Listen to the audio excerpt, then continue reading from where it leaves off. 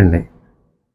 ఇప్పుడు కన్నంతకే పిల్లలకి తల్లిదండ్రుల మీద సర్వహక్కులు ఉంటే, కానీ కష్టపడి పెంచి చదివించి పెళ్ళిళ్ళు చేసి సమాజంలో ఒక ఇంటి పేరు ఇచ్చి ఒక స్థానం ఇచ్చిన తల్లిదండ్రులకి ఒక కోరిక, ఆశయాలు, ఆశలు, గౌరవం, మర్యాద ఉండకూడదా అండి? కేవలం కన్నంతకే పిల్లలకి సర్వహక్కులు తల్లిదండ్రుల మీద ఉంటాయా అండి? ఇంకా తల్లిదండ్రులకంటూ ఏమి గౌరవం, ప్రతిష్ట, మర్యాద ఏమి ఉండవా అండి? ఇంకా అవి కోరుకోకూడదండి తల్లిదండ్రులు. ఏ రోజైతే ఆ తల్లిదండ్రులు బాధపడ్డారో ఆ రోజే వాళ్ళ పిల్లలే కాదండి, అది నేనన్నా ఎవరన్నా సరే. ఆ విషయంలో నా తండ్రి పడ్డ బాధ ఇంత అంతా కాదండి. హార్ట్ అటాక్ వస్తుందంటే చేయడానికి ఒక టెస్ట్ ఉంది, ఫ్రాక్చర్ అయితే చూడడానికి ఒక స్కానింగ్ ఉంటుంది, క్యాన్సర్కి బ్లడ్ టెస్ట్లు ఉంటాయి, మానసిక క్షోభకి ఏ టెస్ట్ ఉండదండి. ఆ భగవంతుడు సాక్షిగా నా తండ్రి పడ్డ మానసిక క్షోభ ఇంత అంత కాదండి. ఎందుకంటే నా తండ్రికి చిన్న వయసులోనే తల్లి కోల్పోయారండి. యవ్వనం వయసులో తండ్రిని కోల్పోయారు.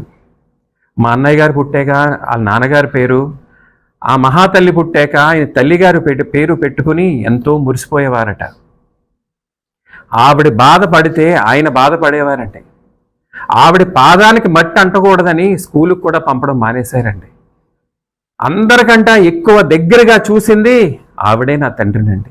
ఆయన గోరుముద్దలు తిని ఆయన చేతుల మీద పెరిగిన వ్యక్తి ఈరోజు ఆయన 300 సంవత్సరాలుగా మా కుటుంబం పరువు ప్రతిష్ట దాచుకుంటున్న దాన్ని రోడ్డుకి ఈడిచి తండ్రిని అనరాని మాటలంటే ఏ తండ్రి భరించగలడండి?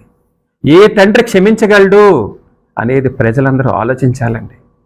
కూలి పని చేసుకుండే తల్లిదండ్రుల దగ్గర నుంచి ప్రధానమంత్రి, అత్యంత కోటేశ్వరుల తల్లిదండ్రులకైనా ప్రతి ఒక్కరికి ఒక విలువలు ఉంటాయి, ఒక నమ్మకాలు ఉంటాయి, ఒక ప్రతిష్టలు ఉంటాయి ప్రతి కుటుంబానికేనండి. ఏ గర్భంలో అయితే నా తల్లి 9 నెలలు మోసి కష్టపడి కనిందో అదే గర్భాన్ని కొట్టుకుని ఏడ్చిందండి నా తల్లి.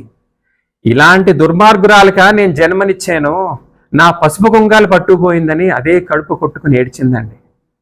నా తల్లిదండ్రుల బాధ మేము స్వయంగా చూసామండి. లోకం ఏమనుకున్నా సంబంధం లేదండి. నా తల్లిదండ్రులు పడ్డ బాధ ఇంత అంతా కాదండి. ఒక్క సంఘటన చెప్తాను మీకు.